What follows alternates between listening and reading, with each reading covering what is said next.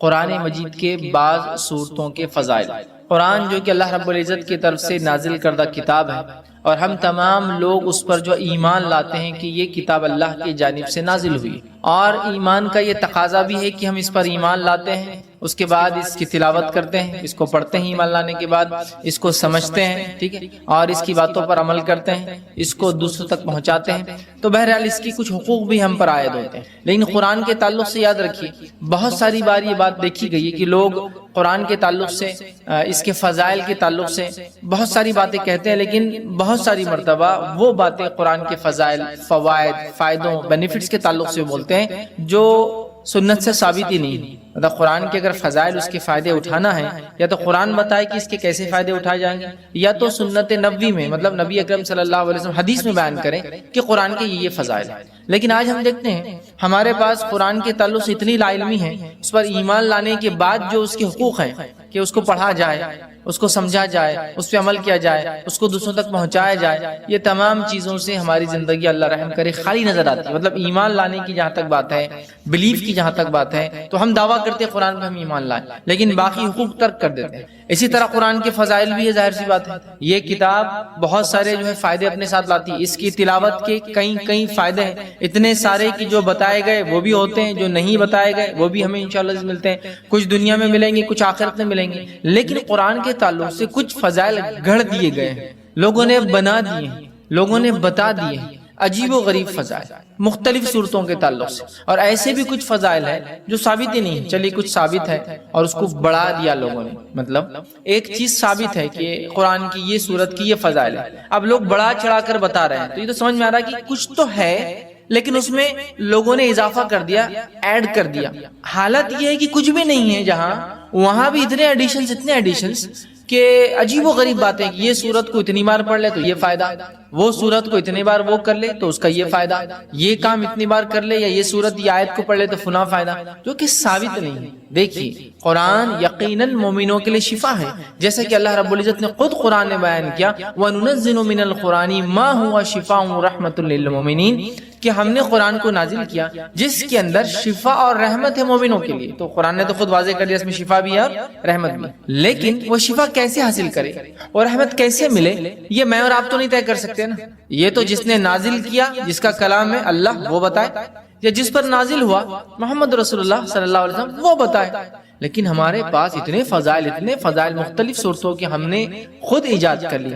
اچھا، یہ عجیب و غریب بات ہے، جس کے فضائل ثابت ہے وہ غائب ہے، جس کے ثابت نہیں ہے وہ ایسے دھڑلے سے چالو، اسی کو انتہا نہیں۔ اب کوئی یہ سوال کر سکتا ہے بھائی قرآن تو ہے نا، قرآنی آیت تو ہے نا، قرآن کی سورہ ہے نا، تو کیا ہوا پڑھ لیے تو، کیا ہوا گنتی طے کر لیے تو، کیا ہوا فکس تعداد بنا لیے تو، کیا ہوا ایک دن فکس کر لیے تو؟ میرے بھائی، ایک دوا جب ڈاکٹر لکھتا ہے تو وہی بتاتا ہے کہ اس کا استعمال کیسے کیا جائے، میں دوا ہی تو ہے نا، ہے طریقہ بھی بتایا جائے۔ تو قرآن ہے، یقیناً شفا ہے، رحمت ہے، برکت ہے، مغفرت ہے، دنیا اور آخرت کی کامیابی ہے، لیکن یہ کامیابی کے لیے، یہ شفا، یہ رحمت، یہ برکت، یہ مغفرت کے لیے مجھے اور آپ کو اس کتاب کو ویسے ہی فالو کرنا پڑے گا جیسے بتایا گیا۔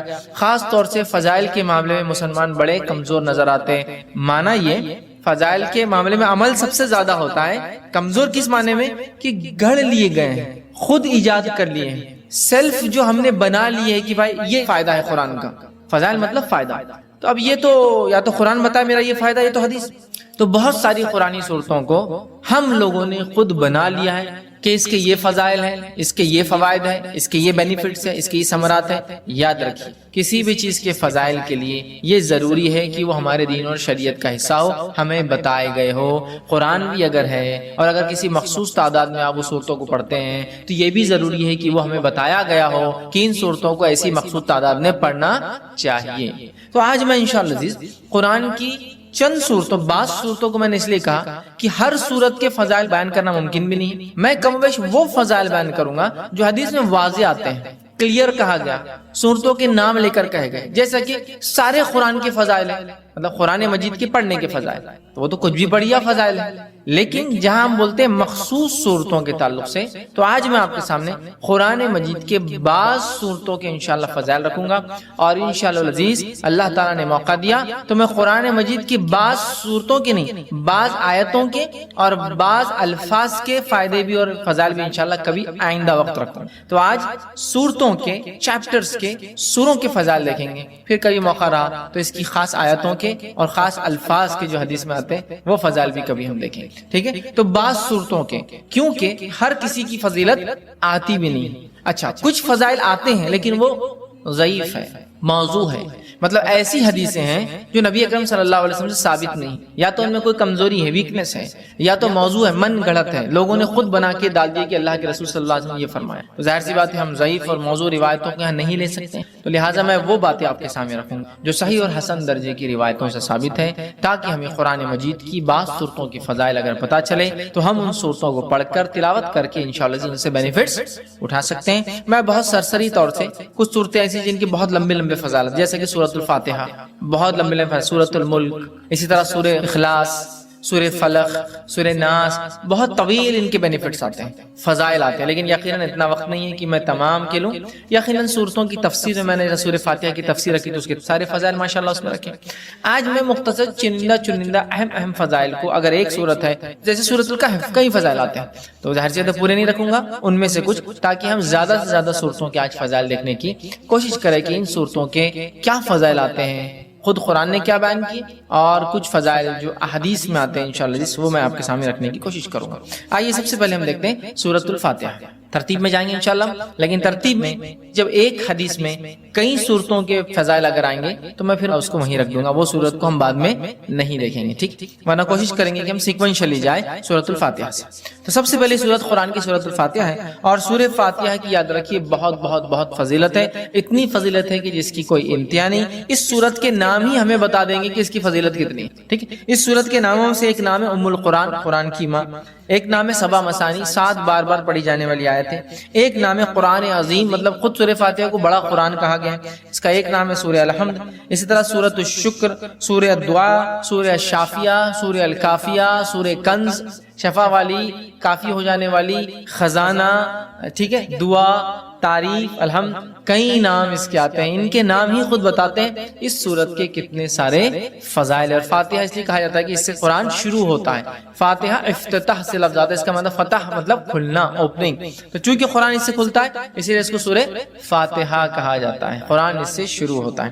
آئیے اس کے فضائل میں سے ایک فضیلت جو آتی ہے وہ یہ ہے، جامع ترمذی کی روایت ہے جو حضرت ابی بن کعب رضی اللہ عنہ فرماتے اور کہتے ہیں رسول اللہ صلی اللہ علیہ وسلم فرمایا کہ اس ذات کی قسم جس کے ہاتھ میں میری جان ہے، سورۃ الفاتحہ جیسی سورت نہ تو توریت میں نازل کی گئی، نہ تو انجیل میں نازل کی گئی، نہ زبور میں نازل کی گئی۔ یہ 7 آیتیں ہیں جو بار بار پڑھی جاتی ہے، یہی قرآن عظیم ہے اور جو مجھے دیا گیا ہے۔ تو یہاں دیکھیے سورۃ الفاتحہ کی فضیلت میں جو آپ بیان کریں، ایک ایسی سورت ہے جو اس سے پہلے نہ توریت میں نازل ہوئی، نہ زبور میں نازل ہوئی، نہ انجیل میں نازل ہوئی، ٹھیک ہے؟ اور یہی سبع مثانی ہے، مطلب قرآن نے کہا نا وَلَقَدْ آتَيْنَاكَ سَبْعًا مِّنَ الْمَثَانِي وَالْقُرْآنِ الْعَظِيمِ، اے نبی ہم نے آپ کو 7 بار بار پڑھی جانے والی آیتیں، سبعًا مِّنَ الْمَثَانِي وَالْقُرْآنِ الْعَظِيمِ، اور ایک بڑا قرآن دیا۔ جب پوچھا گیا یہ 7 بار بار پڑھی جانے والی آیتیں اور قرآن عظیم کیا ہے تو کہا سورہ فاتحہ۔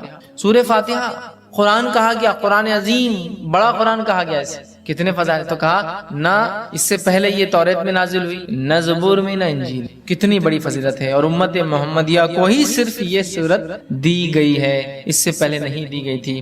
کتنے فضائل ہیں سورت کے، اس سے میں سمجھتا ہوں ہم اندازہ لگا سکتے ہیں۔ اسی طرح جو ہے تمام جسمانی جو ہے عوارض کے لیے سورہ فاتحہ پڑھ کر دم کرنا شفا کا باعث ہے، تمام جسمانی کوئی تکلیف انسان کو ہو سورۃ الفاتحہ کو پڑھ کر دم کیا جا سکتا ہے۔ اس کے تعلق سے بخاری کی روایت ہے، ابو سعید خدری رضی اللہ عنہ فرماتے ہیں اور کہتے ہیں کہ ہم لوگ جو ہے سفر میں تھے اور ایک جگہ جو ہے پڑاؤ ڈالا تو ایک لڑکی آئی اور کہنے لگی اس قبیلے کے سرداروں کو بچھو نے جو ہے کاٹ لیا ہے، کیا آپ میں سے کوئی ہے جو اس کو جھاڑ پھونک کرے گا، بچھو کے زہر کو اتارے گا؟ پڑھنے سے، رقیہ کرنے سے کسی چیز کو دم کرنے سے بچھو کا زہر کیسے اترتا ہے؟ کوئی آدمی سوچ سکتا نا؟ اور حدیث میں آتا ہے کہ بچھو کا زہر سورہ فاتحہ سے اتارا گیا. ٹھیک ہے، بہرحال میں حدیث رکھتا ہوں، پھر اس کی تفصیلات سمجھاتا ہوں. تو کوئی ہے جو اس کا علاج کر دے، کوئی دم پھونک کرنے والا ہے. ایک آدمی جو ہے اس کے ساتھ جو ہے چل دیا، مطلب صحابہ میں سے ایک آدمی ان کے ساتھ جو چل دیا، حالانکہ اس نے کبھی نہیں اس کے بارے میں سنا تھا کہ یہ دم کرتا ہے. ٹھیک ہے، جب دم کرنے والا پلٹ کر واپس آیا تو اس سے پوچھا گیا کہ تم دم کرنا جانتے بھی ہو؟ دم سمجھتے ہو؟ پڑھ کر ایسا پھونکنا کہ تھوڑا تھوک اڑے، دم. تو کیا تم جانتے بھی ہو دم کیا ہوتا ہے؟ تم نے کر کے آیا یا یوں ہی کہہ دیا کہ مجھے دم آتا ہے ویسے چلے گئے اٹھ کر؟ ٹھیک ہے، اس نے کہا نہیں، میں نے تو بس سورہ فاتحہ پڑھی اور پھونک مار دی. ٹھیک، سورہ فاتحہ پڑھی اور پھونک مار دی اور اس کو شفا ہو گئی. اب آپ کوئی سوچ سکتا آدمی کہ بچھو نے کاٹا، زہر ہے، اور آپ پھونکنے کی بات کر رہے ہیں. ٹھیک، تو آج جدید سائنس اس طرف بڑھ چکی ہے کہ لیکوڈز کے اندر خود کی سمجھنے کی صلاحیتیں ہوتی ہیں. معلوم، پانی کے تعلق سے ایک اسٹڈی آئی ہے کہ پانی پہ جب کچھ کلمات پڑھے جاتے ہیں تو پانی اپنے مالیکولز کو ریسٹرکچر کرتا ہے. معلوم، مطلب اس کو جب کچھ پڑھا جاتا ہے، جیسے ایک آدمی بسم اللہ کہہ کر پڑھے گا تو پانی اپنے آپ کو ریسٹرکچر کرے گا.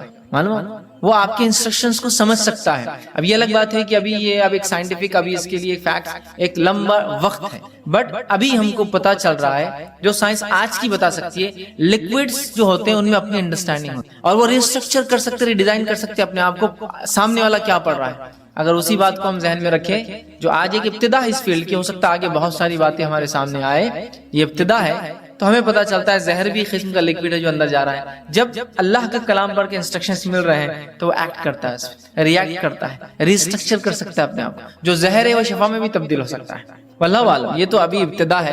آگے آگے دیکھیے جو ہے سائنس دنیا کیا کیا ثابت کرتی ہے جو اسلام نے پہلے ہی بتا دیا ہے نا. آج بہت ساری تھراپی جس میں صرف پھونکا جاتا ہے اور سہلایا جاتا ہے. دیکھا آپ مساج خالی پھونکتے ہیں اور ایسا ایسا ہوتا ہے، ملتے ہیں. صرف مساج نہیں، صرف یوں ملیں گے، سر پہ ہاتھ پھیریں گے، باڈی پہ ہاتھ پھیریں گے اور بولتے ہیں اس سے علاج ہے. جرمنی میں ایک سائنٹسٹ ہے، وہ پاگلوں کا یا لوگوں کا علاج کرتا ہے جن کو مرگی وغیرہ کی بیماری، ایپیلیپسی وغیرہ ہوتی ہے، اور وہ ان کو، حالانکہ نان مسلم ہے، کرسچن ہے، تجوید کے ساتھ قرآن پڑھاتا ہے اور اس کی تجزیے کے مطابق، اس کے ایکسپیریمنٹس کے مطابق وہ کہتا ہے اللہ لفظ کو جو تجوید کے ساتھ پراپرلی برابر ادا کیا جائے، ایسا آدمی پاگل نہیں ہوتا ہے. وہ مسلمان نہیں ہے، لیکن اس کی تھراپی کہتی ہے کہ یہ لفظ کو صحیح بولنے سے مینٹلی آدمی اچھا رہتا ہے. سبحان اللہ. ٹھیک ہے، تو بہرحال تو زہر کا اتارا ہے، اس لیے میں نے کہا کہ جسمانی بیماریوں کا اس کے اندر علاج ہے. اسی طرح سورۃ الفاتحہ کی فضیلت یہ ہے، جادو، جن، مرگی یا کسی پر سایہ یا کسی چیز کا اثر ہو، بیماری اگر کسی انسان کو ہو اور صبح اور شام جو ہے 3 مرتبہ سورہ فاتحہ پڑھ کر دم کی جائے تو اس کو شفا مل جاتی ہے. جادو، کوئی اثر، آسیب جس کو کہتے ہیں، ٹھیک ہے، مرگی، ایپیلیپسی، اس جیسی کوئی بھی بیماری ہو انسان کو، اگر سورۃ الفاتحہ صبح اور شام 3 مرتبہ پڑھ کے دم کی جائے تو اس کو فائدہ ہوتا ہے. جس کے تعلق سے ابو داؤد کی روایت ہے، ایک لمبا واقعہ ہے. خارجہ بن سلت رضی اللہ عنہ کا جو اس کے راوی، وہ کہتے ہیں کہ ان کے چچا نے روایت کیا کہ وہ ایک سفر میں تھے اور وہ ایک جگہ سے گزرے جہاں ایک آدمی کو لایا گیا جو زنجیروں میں جکڑا ہوا تھا، مطلب اس کو باندھا ہوا تھا رسیوں وغیرہ میں. لوگوں نے کہا یہ پاگل ہے اور تم محمد صلی اللہ علیہ وسلم کے ساتھی ہو اور تم محمد صلی اللہ علیہ وسلم کے ساتھ رہے ہو، کچھ ایسا پڑھو کہ اس انسان کو شفا ہو جائے.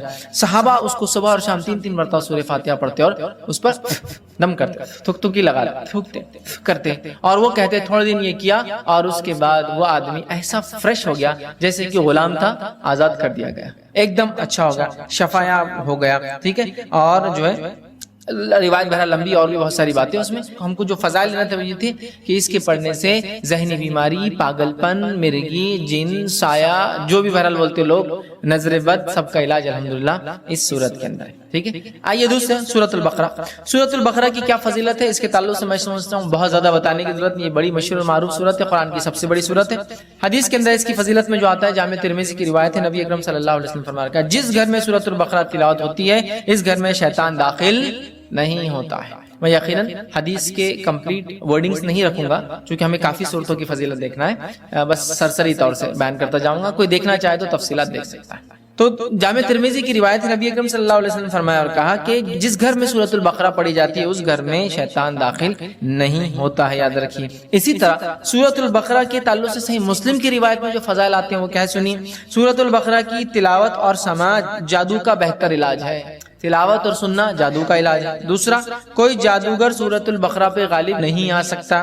تیسرا فائدہ اسے پتہ چلا ہے اس کی تلاوت کرنے سے گھر میں خیر و برکت آتی ہے۔ چوتھی فضیلت معلوم ہوتی ہے اس کی تلاوت ترک کرنے سے گھر کی خیر و برکت سے انسان محروم ہو جاتا ہے، ٹھیک ہے۔ پانچواں فائدہ آتا ہے قیامت کے روز سورہ بقرہ اپنے پڑھنے والوں کے لیے مغفرت کے لیے جھگڑا کرے گا۔ 5 فضائل آتے ہیں صحیح مسلم کی روایت میں، ٹھیک ہے۔ اور ابو امامہ باہلی رضی اللہ عنہ اس حدیث کے راوی ہے۔ حدیث کے اندر جو آتا ہے وہ یہ ہے، قرآن پڑھا کرو، وہ قیامت کے روز اپنے پڑھنے والوں کی سفارش کرے گا، خصوصاً 2 روشن صورتیں تلاوت کرو، سورۃ البقرہ، سورہ آل عمران، ٹھیک ہے۔ قیامت کے روز یہ اس طرح قطار میں آئیں گی جیسے بادل آتے ہوں، یا 2 سائبان، مطلب 2 سائبان ہے یا پھر بادلوں کے جیسے ہی سایہ لے کر آئیں گے، ٹھیک ہے، یا جیسے قطار میں اڑنے والے پرندوں کی طرح یہ جو ہے آئیں گے اور اپنے پڑھنے والے کی طرف جھگڑا کریں گے۔ سورہ بقرہ اور سورہ آل عمران کی اللہ ان کی مغفرت کرو، ان کو معاف کر دو، تو جھگڑا کریں گے، تو انہیں پڑھا کرو، ٹھیک ہے۔ ان کا پڑھنا باعث برکت ہے اور اس کا چھوڑنا باعث حسرت ہے، خیر و برکت چھین جاتی ہے اور جادوگر اس کا مقابلہ نہیں کر سکتے۔ 5 فضیلت ایک پورے قرآن کی بھی ہے، سورہ بقرہ اور سورہ آل عمران کا خاص نام لیا گیا، 2 نمبر اور 3 نمبر کا سورہ قرآن کا یہ، ٹھیک ہے۔ اسی طرح شیطان گھر میں داخل نہیں ہوتا ہے، جادو کا اثر ختم ہو جاتا ہے۔ اب اگر جادو ہو گیا ہے یا شیطان اندر آ گیا تو بھاگ بھی جاتا ہے اس کے پڑھنے سے، مطلب ایک تو اندر نہیں آنے دینا، ایک تو جادو ہوگا تو علاج کرنا، اور ایک آگے تو ہکالنا، تینوں کام ہو سکتے ہیں سورہ بقرہ سے۔ سنیے حدیث کے اندر روایت ہے، حاکم کی روایت ہے، نبی اکرم صلی اللہ علیہ وسلم نے فرمایا اور کہا ہر چیز کی ایک چوٹی ہوتی ہے، قرآن مجید کی چوٹی اور فضیلت اور عظمت کے اعتبار سے سورۃ البقرہ اس کی چوٹی ہے، پیک ہے، اس کی پیناکل ہے اس کا، ٹھیک ہے۔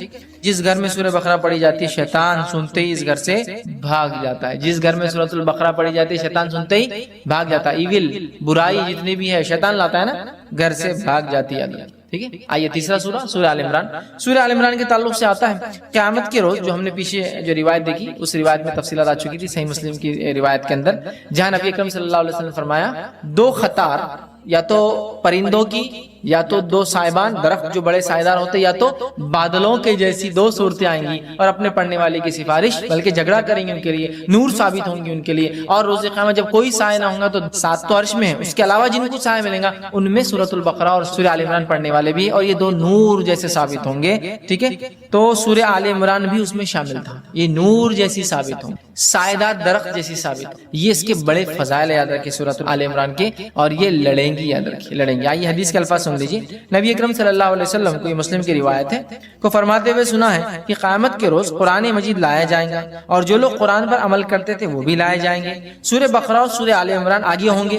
اس کے بعد نبی اکرم صلی اللہ علیہ وسلم نے ان دونوں صورتوں کی 3 مثالیں دی جنہیں میں آج تک نہیں بھولا، راوی کہتے ہیں اور فرماتے ہیں وہ دونوں صورتیں بادل کے 2 ٹکڑوں کی طرح ہوں گی، مطلب سایہ دیں گی، 2 کالے رنگ کی جو ہے چھتریاں ہوں گی جن میں روشنی چمک رہی گی، بادل جیسی ہوں گی، 2 چھتریاں ہوں گی ان میں روشنی بھی چمک رہی ہوں گی، ٹھیک ہے، اور 2 قطاریں پرندوں کی ہوں گی اور وہ اپنے صاحب کی طرف جو ہے جھگڑیں گی، 2 قطاریں پرندوں کی طرح ہوں گی اور وہ اس کو پڑھنے والوں کے لیے جھگڑا کریں گی اللہ سے۔ تو یہ 2 صورتیں بڑی اہم ہیں، سورہ بقرہ اور سورہ آل عمران۔ سورہ فاتحہ کی فضیلت ماشاءاللہ ہم دیکھ چکے ہیں۔ چوتھی جو ہم دیکھیں گے سورت وہ ہے سورہ ہود۔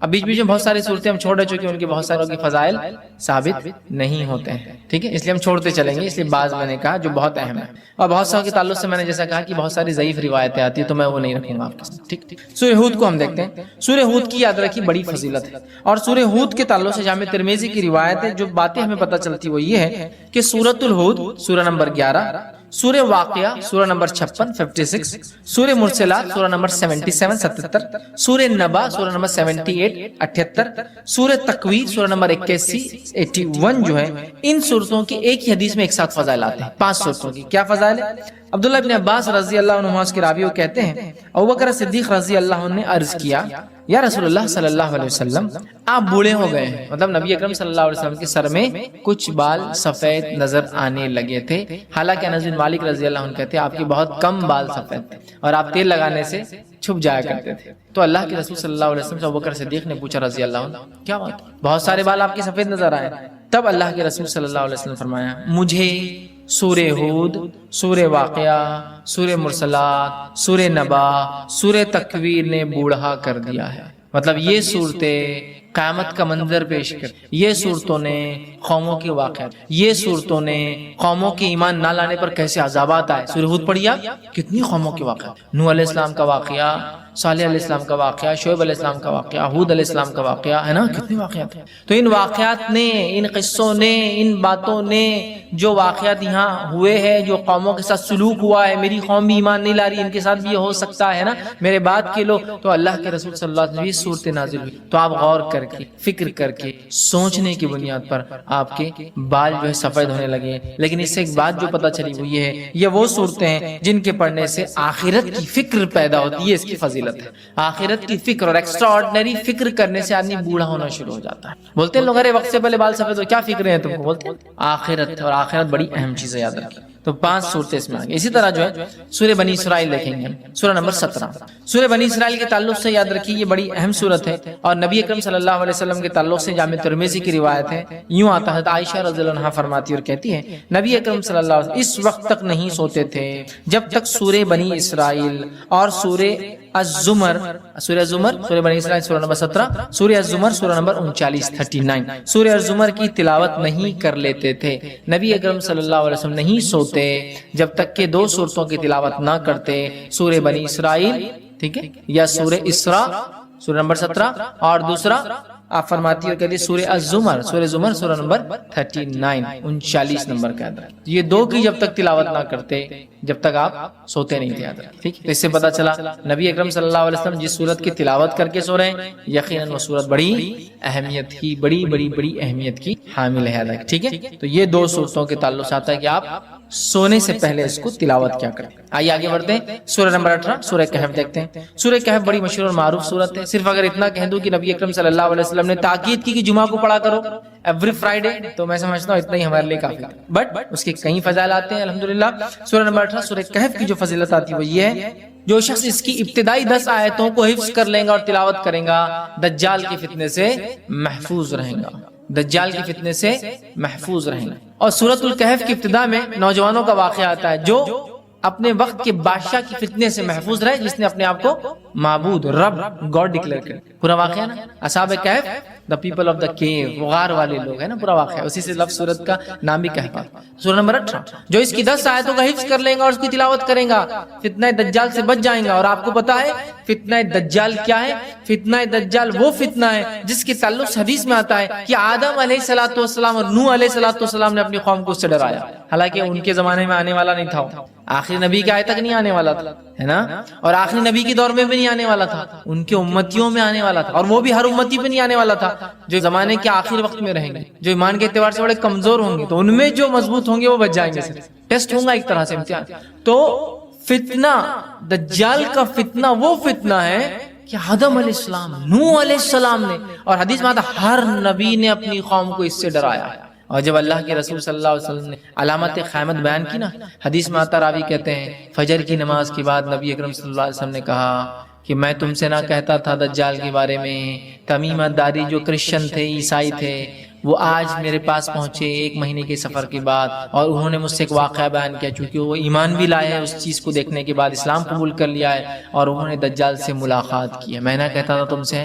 اور اس کے بعد نبی اکرم صلی اللہ علیہ وسلم سناتے گئے، راوی کہتے ہیں ظہر کا وقت آ گیا، ہم نے ظہر کی نماز پڑھی، پھر علامت قیامت آپ بتاتے گئے، عصر کا وقت آ گیا، ہم نے عصر کی نماز پڑھی، پھر علامت قیامت بتاتے گئے، اور صحابہ کہتے ہیں جب پوری علامتیں آپ نے ہم کو دن بھر میں بتا دی تو ہم اتنے خوف زدہ ہو گئے کہ کسی جھاڑی کے پاس سے جاتے ڈر لگنا شروع، کسی جھاڑ کے پاس سے ڈر لگتا تھا کہ دجال نکل کے آنا جا، اللہ اتنا ڈرا، دجال اتنی خطرناک، اور اس سے سیفٹی کے لیے صرف 10 آیتیں یاد کرنا ہے، 10 جملے، 10 سینٹنسز یاد کر لو، محفوظ۔ اب آپ بولیں گے 10 جملوں سے کیسا محفوظ ہو سکتا ہے انسان؟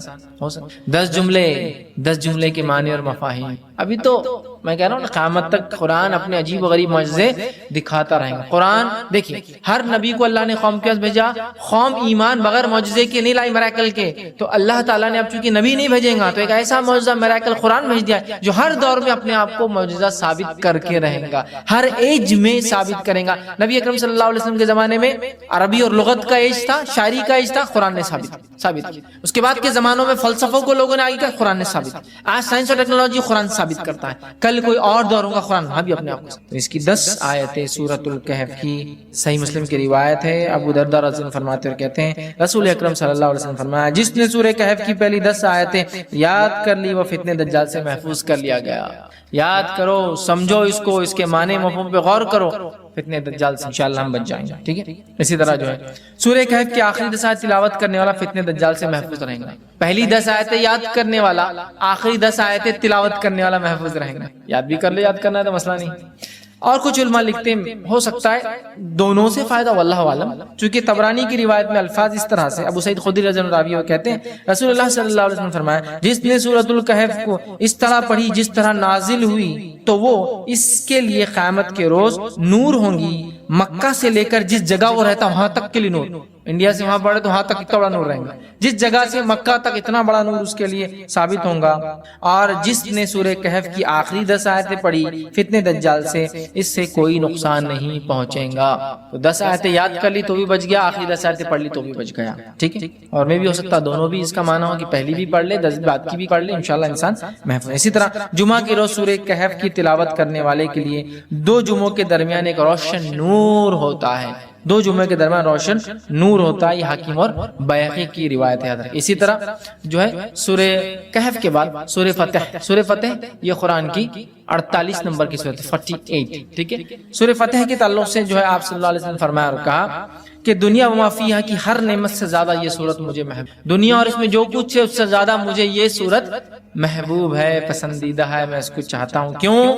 بخاری کی روایت ہے، ہم جانتے ہیں سورہ فتح نازل ہوئی تھی، اس کی ابتدا جب حدیبیہ 6 ہجری کا واقعہ ہے، عمرے کے لیے صحابہ اور اللہ کے رسول صلی اللہ علیہ وسلم گئے، مشرکین نے آنے نہیں دیا، ایک ٹریٹی سائن ہوئی، ایک پیکٹ سائن ہوا، صلح سائن ہوئی، دستخط ہوئی، جس کو صلح حدیبیہ کہتے ہیں۔ اور صحابہ پریشان تھے، دل میں تھوڑے سے ملال کر رہے تھے کہ ہم جنگ لڑتے ہیں ان سے، ہم کو آنے نہیں دیتے۔ اللہ کے رسول صلی اللہ علیہ وسلم نے لیکن امن کو پسند کیا جنگ کے مقابلے میں، تو اللہ رب العزت نے جب یہ ہو گیا تو اللہ نے فرمایا انا فتحنا لک فتحا مبینا، اے نبی ہم نے آپ کو کامیابی دی کھلی کا۔ صحابہ وہ خوش ہو گئے کہ ہم کو تو دنیا بھی لگ رہا تھا، ہم تو معاہدہ کر کے پیچھے رہ گئے، قرآن کہہ رہا ہے فتح مبین ہے۔ تو آپ سے فرما رہے اس سے زیادہ مجھے کوئی صورت پسند نہیں۔ اس کے تعلق سے ایک طویل لمبا واقعہ ہے، عمر ابن خطاب رضی اللہ عنہ نے اللہ کے رسول صلی اللہ علیہ وسلم نے ایک مسئلہ پوچھا، بخاری کی روایت۔ یہ مسئلہ کب پوچھا؟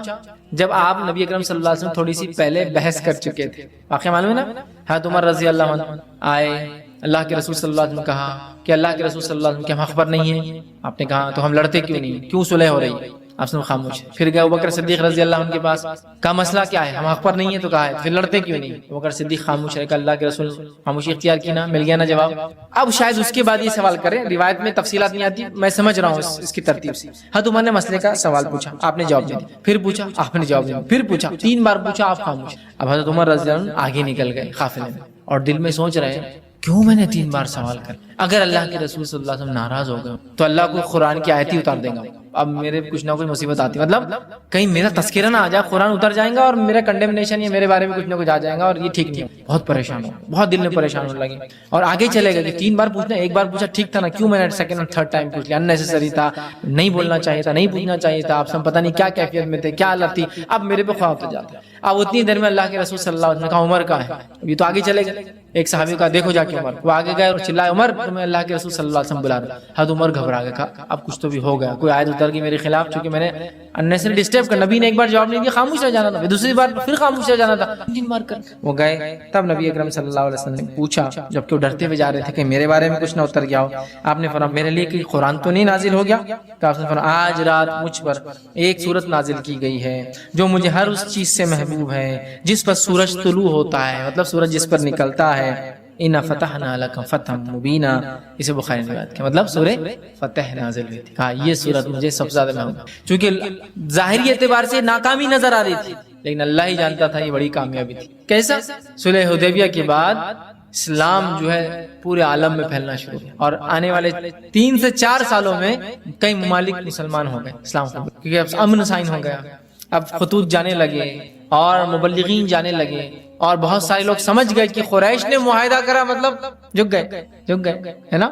قریش کہتے ہیں سب سے بڑی مچھلی کو سمندر کی، جس کو کسی دوسرے پانی کے جانور سے خطرہ نہیں ہوتا، اور یہ جب چاہے کسی کو بھی نگل سکتی ہے، سو کہتے قریش۔ جب سب سے بڑی مچھلی نے معاہدہ کر لیا تو واقعی کا کیا سمندر میں، سمجھتے نا۔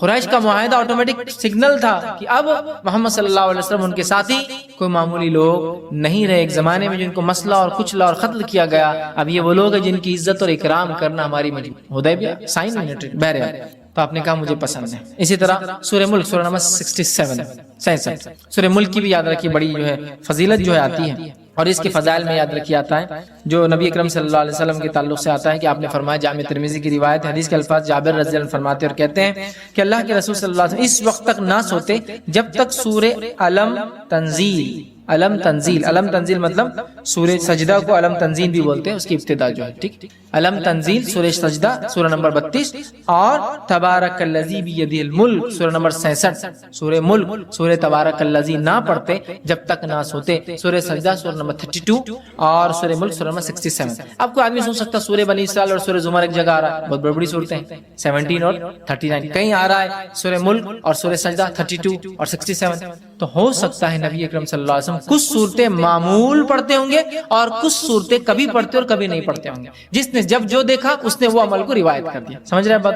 کچھ صورتیں آپ معمول پڑھتے ہوں گے، کنٹینیوسلی پڑھتے ہوں گے، اور کچھ صورتیں آپ کبھی پڑھتے ہوں گے اور کبھی نہیں، مطلب ایک سیٹ آف صورتیں آج، ایک سیٹ آف صورتیں کل، آپ اور ہم بھی کر سکتے ہیں، کبھی سورہ بنی اسرائیل اور سورہ زمر پڑھ کے سو گئے، کبھی سورہ ملک اور سورہ سجدہ پڑھ کے سو گئے، ہے نا؟ اور آپ سے کچھ صورتیں مسلسل مکمل اور ہمیشہ سورہ اخلاص سورہ فلق سورہ ناس چھوٹی چھوٹی ہمیشہ، تو یہ آپ کا معمول الگ الگ وقتوں میں رہا ہوں گا، اور دیکھنے والے نے جب دیکھا اس نے وہ بات آپ کی روایت کر دی، یا واللہ عالم آپ سب ایک ساتھ کرتے ہیں، واللہ عالم اللہ ہی بتا، ٹھیک ہے؟ تو بہرحال اس میں آتا ہے کہ آپ دو سورتیں مطلب الف لام میم تنزیل، ٹھیک ہے، مطلب یہ سورہ سجدہ اور اس کے بعد تبارک الذی بیدہ الملک سورہ نمبر 67 پڑھتے ہیں۔ سورہ ملک کو آپ صلی اللہ علیہ وسلم فرماتے اور کہتے ہیں، حاکم کی روایت ہے، عبداللہ ابن مسعود رضی اللہ عنہ کے راوی کہتے ہیں سورہ ملک تبارک الذی بیدہ الملک عذاب قبر سے رکاوٹ ہے، آپ سب روز پڑھتے اور یہ عذاب قبر سے رکاوٹ ہے، آڑ ہے، ڈیفنس ہے میرا اور آپ کا، یاد رکھیے۔ اسی طرح جو ہے سورہ ملک قیامت کے روز اپنے پڑھنے والوں کے لیے سفارش کریں گی، یہ ابن ماجہ کی روایت ہے، سورہ ملک سفارش کریں گی، یاد رکھیے، حتیٰ کہ وہ جھگڑا کریں گی اور اس پڑھنے والے کو بخشا کر لے جائیں گے، خبر میں بھی بینیفٹ آخرت میں بینیفٹ، سورہ ملک تبارک الذی بیدہ الملک، ٹھیک، وہو علی کل شیء، یہ آپ پڑھیں گے، اس کے فائدے۔ اسی طرح سورہ ملک پڑھنے والے کی مغفرت کے لیے قیامت کے روز اللہ تعالیٰ سے یہ سورہ جھگڑا کریں گی اور جنت میں لے جائیں گی، عذاب قبر سے محفوظ رکھیں گی، آخرت میں اللہ تعالیٰ سے جو مجادلہ کریں گی، جھگڑا کریں گی، اور جنت میں بھی لے جائیں گی اپنے پڑھنے والے کو، ٹھیک، یہ جو ہے طبرانی کی روایت میں کہ جنت میں لے جائیں گے، ٹھیک ہے، بہت ہی جو ہے اہم صورت ہے۔ اس کے تعلق سے ایک بات جو آتی ہے، ابن کثیر رحمہ اللہ نے اپنی تفسیر میں سورہ ملک کی اس کو روایت کیا، وہ روایت اس طرح سے، سورہ ملک خود پڑھنی چاہیے اپنے بیوی بچوں کو، حتیٰ کہ اپنے پڑوسیوں کو بھی اس کے پڑھنے کی تلقین کرنا چاہیے، اور صحابہ ایسا کرتے تھے، خود پڑھتے تھے، اپنے بیوی بچوں کو بولتے تھے، اور پڑوس میں بولتے تھے سورہ ملک پڑھا کرو بھائی، سورہ ملک پڑھا کرو، سمجھ رہے ہیں؟ ہمیں بھی کرنا چاہیے۔ اسی طرح آگے بڑھتے ہیں، سورہ نمبر 76 سورہ جو ہے دہر یا سورہ انسان 76 سورہ دہر، اس کی انشاءاللہ دیکھتے فضائل۔ روایت صحیح مسلم کی ہے، رسول اکرم صلی اللہ علیہ وسلم جمعہ کے روز فجر کی نماز میں سورہ سجدہ اور سورہ دہر کی تلاوت کرتے ہیں، سورہ دہر سورہ نمبر 76 اور سورہ سجدہ سورہ نمبر 32 کی آپ صلی اللہ علیہ وسلم فجر کی نماز میں تلاوت کرتے تھے، ٹھیک ہے، اور جمعہ کے روز، جمعہ کے دن جب آپ فجر پڑھاتے تو ان دو صورتوں کی اس میں جو ہے آپ صلی اللہ علیہ وسلم تلاوت کیا کرتے تھے۔ اسی طرح صحیح مسلم کی ہی روایت میں الفاظ اس طرح سے آتے ہیں، عبداللہ ابن عباس رضی اللہ عنہ اس کے راوی فرماتے ہیں رسول اللہ صلی اللہ علیہ وسلم جمعہ کے روز نماز فجر کی پہلی رکعت میں سورہ سجدہ، دوسری رکعت میں سورہ دہر کی تلاوت فرماتے، اور اسی طرح جمعہ کی نماز میں سورہ جمعہ اور سورہ منافقون کی تلاوت کرتے۔ جمعہ کی فجر میں یہ دو، اور جمعہ کی نماز مطلب جمعہ کی جو نماز ہوتی ہے اس میں خاص نماز میں آپ سورہ جمعہ سورہ نمبر 62 62 اور سورہ منافقون سورہ نمبر 63 63 آپ پڑھا کرتے ہیں۔ تو ظاہر سی بات ہے اللہ کے رسول صلی اللہ علیہ وسلم کی سلیکشن بہت امپورٹنٹ، کچھ نہ کچھ مقصد ہے اس کے پیچھے، ٹھیک، تو یہ اس کی فضیلت ثابت۔ اسی طرح نبی اکرم صلی اللہ علیہ وسلم کے تعلق سے آتا ہے کہ آپ جو ہے مسبحات پڑھے بغیر نہیں سوتے۔ مسبحات کس کو کہتے ہیں؟ مسبحات یہ 7 قرآن کی صورتیں ہیں جن کی ابتدا اللہ کی حمد و ثنا یا تسبیح سے شروع ہوتی ہے، جیسے فار ایگزامپل مثال کے طور پہ سورہ نمبر 17 سورہ بنی اسرائیل، سبحان الذی اسری بعبدہ، سبحان، مسبحات وہ صورتیں جن کی فرسٹ آیت میں اللہ کی حمد و ثنا اور تسبیح ہے، سمجھ رہا؟ مسبحات اس کو کہتے ہیں، ٹھیک ہے، سبح اسم ربک الاعلی، سورہ اعلیٰ کی پہلی آیت مسبحات کہتے ہیں۔ تو ایسی 7 صورتیں ہیں جو اللہ کی حمد و ثنا سے ان کی پہلی آیت شروع ہوتی ہے، اس کو کہتے ہیں مسبحات۔ تو ایک روایت میں آتا ہے جامع ترمذی کی، نبی اکرم صلی اللہ علیہ وسلم، جس کے راوی جو ہے ارباز بن ساریہ رضی اللہ عنہ کہتے ہیں نبی اکرم صلی اللہ علیہ وسلم سونے سے پہلے مسبحات کی تلاوت فرمایا کرتے تھے اور ارشاد فرماتے تھے ان میں ایک آیت ایسی ہے جو 1000 آیت سے بہتر ہے۔ ایک آیت کون سی ہے؟ مخفی، چھپا ہوا ہے، ہڈن یہ قرآن کے چھپے ہوئے خزانوں میں سے خزانہ ہے. جیسے حروف مقطعات ہے نا، چھپے ہوئے خزانے قرآن کی، چھپی ہوئی چیز ہے، ویسا ہے. ایک ہے کوئی جو 1000 کے برابر ہے. مسبحات میں کون کون سے آتا ہے؟ وہ صورتیں ہیں جن کی ابتدا اللہ کی حمد و ثنا سے شروع ہوتی ہے، ایسی 7 ہیں. اور اللہ کی حمد و ثنا پہ ختم ہونے والی صورتیں بھی 7 ہیں. اسٹارٹنگ والی 7 ہے اور اینڈنگ والی بھی 7 ہے. اسی طرح اللہ کی حمد و ثنا کرنے والی سوروں کی شروعات 7 ہے. اللہ کی حمد و ثنا کی نفی جو لوگ کرتے ہیں، مطلب اس کے خلاف، اس کے رد میں بھی جو صورتیں چالو 7 ہے. ویسے جو 7 سٹارٹ ہوتی ہے، جو اللہ کی حمد و ثنا کے خلاف جو تامت اس کا رد کرتے ہوتی کہ اللہ ایسا نہیں، اللہ ویسا نہیں، انہوں نے ایسا کر دیا. بہرحال تو مسبحات کون کون سی صورتیں؟ سورہ نمبر 17 سورہ بنی اسرائیل، سورہ نمبر 57 سورہ حدید 57. اب اس کی فضیلت بھی یہاں آگے دیکھیں. سورہ حدید 57، سورہ حشر سورہ نمبر 59، ٹھیک ہے 59. اسی طرح جو ہے سورہ صف سورہ نمبر 61، ٹھیک ہے. اسی طرح جو سورہ جمعہ سورہ نمبر 62، سورہ تغابن سورہ نمبر 64، اور اسی طرح سورہ اعلیٰ سورہ نمبر 87. یہ 7 صورتیں جو مسبحات ہیں. آپ صلی اللہ علیہ وسلم یہ 7 پڑھ کر سویا کر. 17، 57، 59، 61، 62، 64 اور 87، یہ اتنی صورتیں پڑھ کر نبی اکرم صلی اللہ علیہ وسلم سویا کر. آئیے آگے بڑھتے ہیں. اسی طرح سورہ تکویر سورہ نمبر 81 کے تعلق سے ہم دیکھتے ہیں. سورہ تکویر کے تعلق سے نبی اکرم صلی اللہ علیہ وسلم فرماتے ہیں، یہ جو ہے جامع ترمذی کی روایت آپ نے فرمایا، جو شخص اپنی آنکھوں سے قیامت کا منظر دیکھنا پسند کرتا ہے وہ سورہ تکویر، جو شخص اپنی آنکھوں سے قیامت کا منظر دیکھنا پسند کرتا ہے وہ سورہ تکویر سورہ نمبر 81 پڑھے، سورہ انفطار سورہ نمبر 82 82 پڑھے، اور سورہ انشقاق سورہ نمبر 84 84، یہ 3 صورتیں پڑھے. اس کے سامنے قیامت کا منظر ظاہر ہے. جو شخص قیامت کا منظر اپنی آنکھوں سے دیکھنا چاہتا ہے وہ 3 صورتیں پڑھے. پہلا سورہ تکویر سورہ نمبر 81، دوسرا سورہ انفطار سورہ نمبر 82، اور تیسرا سورہ انشقاق سورہ نمبر 84 84. یہ پڑھے قیامت اپنی آنکھوں سے. اس کے فضائل کیا ہوں گے؟ اس کا مطلب فضائل یہ ہے کہ اس کو پڑھنے سے آخرت یاد آتی ہے، قیامت. انسان وہ مناظر دیکھتا ہے جو مناظر تب ہونے والے ہیں، یقیناً وہ انٹینسٹی ہم کبھی نہیں سمجھ پائیں گے، لیکن کچھ نہ کچھ ایک پکچر سامنے آ جاتی ہے نا. تو بہرحال وہ چیز اس سے جو ہے ظاہر ہوتی ہے. تو یہاں 81 کی فضیلت بھی آ گئی، 82 کی بھی آ گئی، 84 کی بھی. اللہ کام بیچ بہت ساری صورتوں کے بیچ میں ایسا ایک الفاظ میں سورہ حدید 57 کے بیچ میں آ گئی، حالانکہ میں نے ترتیب میں نہیں لیا تھا چونکہ ایک حدیث کا حصہ تھا. آئیے اسی طرح سورہ اعلیٰ سورہ نمبر 87 کی کیا فضیلت ہے؟ سورہ اعلیٰ کے تعلق سے آتا ہے نبی اکرم صلی اللہ علیہ وسلم، یہ صحیح مسلم کی روایت ہے، نماز عیدین اور جمعہ کی نماز کی پہلی رکعت میں سورہ اعلیٰ اور دوسری رکعت میں سورہ غاشیہ تلاوت کرتے ہیں. جمعہ کی نماز میں اور عیدین کی نماز میں پہلی رکعت میں سورہ اعلیٰ، دوسری رکعت میں سورہ غاشیہ تلاوت کرتے ہیں. سورہ اعلیٰ سورہ نمبر 87، سورہ غاشیہ سورہ نمبر 88. تو 87 اور 88 2 آیتوں کی آپ ایک کے بعد ایک تلاوت کیا کرتے تھے.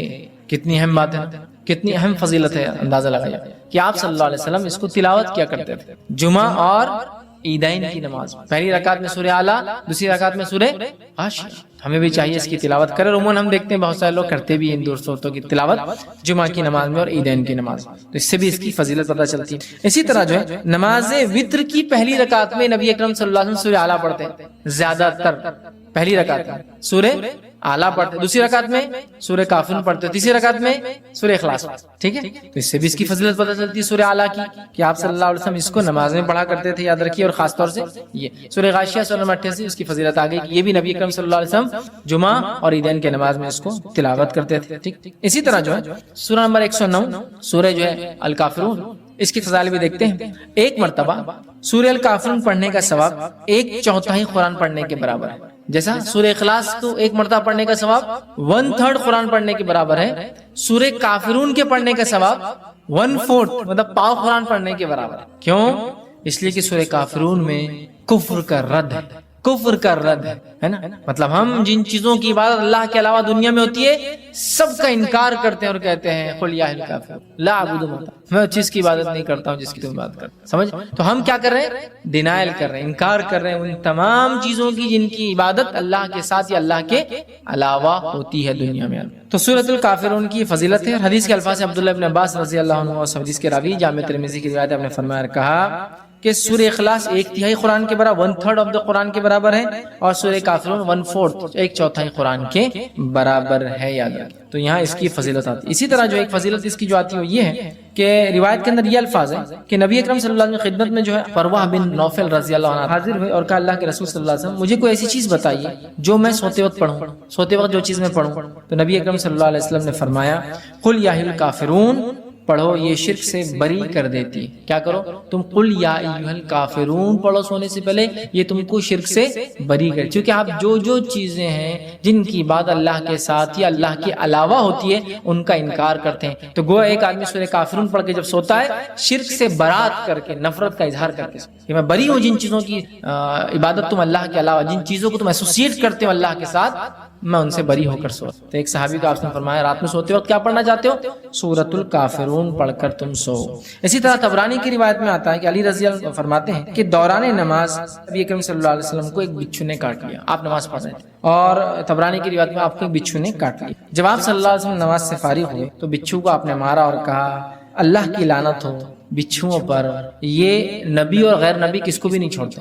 اللہ کی لعنت ہو بچھو پر، یہ ایک ایسا جانور ہے یہ نبی اور غیر نبی کسی کو نہیں چھوڑتا ہے، سب کو ڈس لیتا ہے، اس میں تمیز ہی نہیں اس کے اندر. پھر آپ صلی اللہ علیہ وسلم نے پانی اور نمک منگوایا، ٹھیک، اور دونوں کو ملا کر، پانی اور نمک کو ملا کر اس پہ ملا، زخم پر اس کو ملا، اور ساتھ میں سورہ کافرون اور معوذتین پڑھ کر دم کیا. سورہ کافرون سورہ نمبر 109 اور معوذتین سورہ نمبر 113 اور 114 پڑھ کر دم زخم پہ دم کیا، پڑھ کے پھونکا.